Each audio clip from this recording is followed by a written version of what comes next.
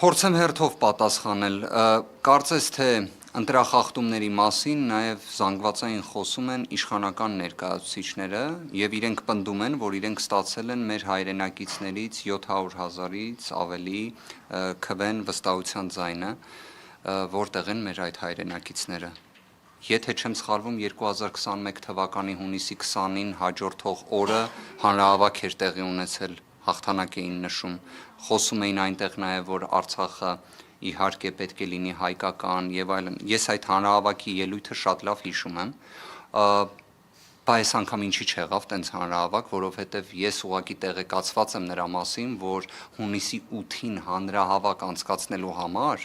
այնպիսի մեծ վարչարարական պայքար էր գնում, աննախադեպ, որ հունիսի 8-ին քաղաքացիական պայմանագիրը կարանա հանրահավաք անի։ Ինչն էր խնդիրը։ Այսինքն ինչի չեղավ այդ հանրահավաքը, հաղթանակի հանրահավաքը։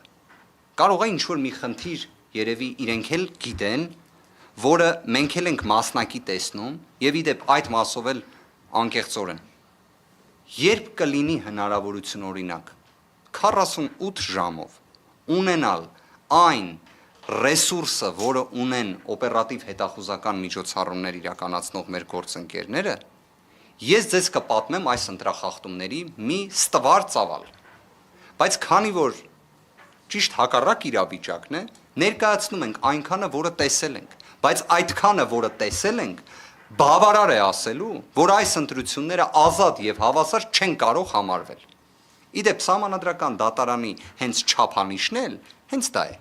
Զանգվածային կազմակերպված բնույթի ընտրախախտումներ։ Հիմա մենք դրանք կարծում եմ առավել քան ներկայացրեցինք։ Իդեպ այն երկու ընտրատեղամասերի հետ կապված արդյունքները, որ անվավեր էր ճանաչվել կենտրոնական ընտրական հանձնաժողովի կողմից,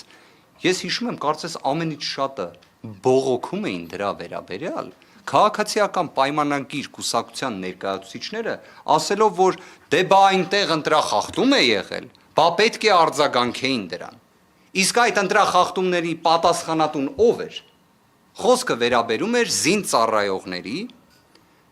19:55 ընտրատեղամաս ժամանելուն։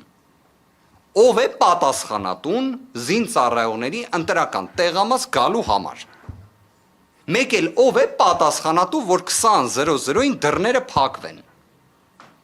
Ուրեմն ինքը իշխանությունը ստեղծում է ընտրախախտում, այնուհետև հերոսաբար լուծում է այն անվավեր ճանաչելով եւ շուրջ 60,000 ձայն ստացած ուժին, ասելով, որ ձեզ շուրջ 100 ձայն չբավարարեց եւ վերաքվեարկություն չի լինի, որովհետեւ հնարավոր է այն լինի տակտիկական բնույթի։ Հարգելիներս, այդ վերաքվեարկության ինստիտուտը ինչի է գրված ընտրական օրենսգրքում։ Վարչական դատարանը ինչի է ասում դուք ստիպված եք դա անել։ Եկեք հանեիք դա ընտրական օրենսգրքից։ Իդեպ հանել չհանելու մասով։ Այս գործընկերները ապրիլի 7-ին ընտրություններից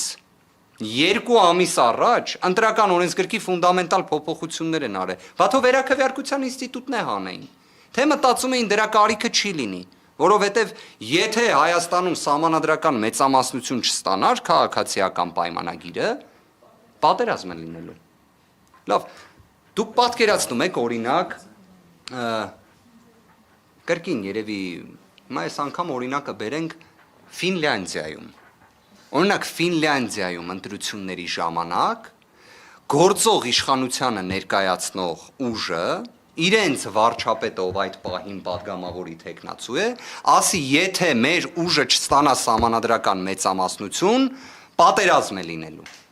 Դուք հասկանում եք, որ սա ահաբեկում է ընտրողների նկատմամբ։ Այսինքն լավ, զուտ ուզում եմ հասկանամ,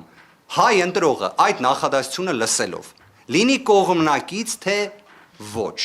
ինչ էմոցիա պետք է ապրի։ Այն նույն հայ ընտրողը, որը 2020 թվականին պատերազմ տեսել է, 2021 թվականին պատերազմ տեսել է, 22 թվականին պատերազմ տեսել է։ Լավ, սենց ոնց կարելի է, 23 թվականին Արցախի հայաթափում է տեսել։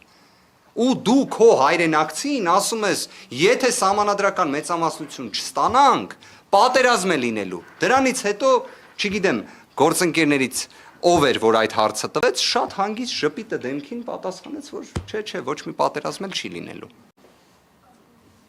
Եթե սա ազատ հավասար ընտրություններն են, դե եկեք տենց էլ ֆիքսենք, էլի, այն բառերը, որոնք օգտագործվել են քարոզարշավի ընթացքում, որի վերաբերյալ վարչական դատարանի վճռից մեջբերումները կատարեցի, թե ինչ աստիճան գնահատական է դրան տրվել, ես դրանք չեմ վերարտադրելու։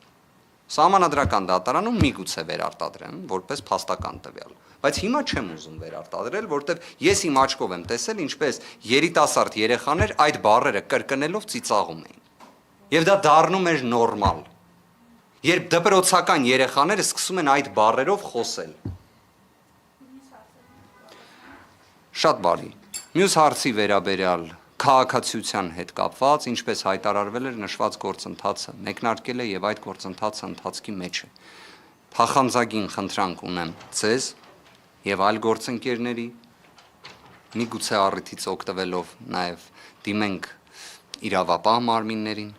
Սամվել Կարապետյանի խափաման միջոց տնային կալանքը, որը ակնհայտ ապօրինի է եւ տարուց ավելի է մեր ձևով կմասնակցենք եկեղեցու պաշտպանությանը նախադասության համար է այդ ամենը, կլինի, որ փոխվի, այդ ժամանակ ձեր հարցերը բոլոր լուծված կլինեն։ Իսկ թե այս ընթացքում ինչ աստիճան այլ գործողություններ կատարվել են, պարզապես կարծում եմ ողջամիտ է ասելը, որ դրա մեջ կա նաեւ անձնական որոշակի տվյալներ, բայց կարծում եմ շատ հստակ պատասխանեցի ձեր հարցին։ Երրորդ հարցի վերաբերյալ ես մի առիթով հայտարարել էի, թիմի որոշումը ես հարգելու եմ։ Այսքան։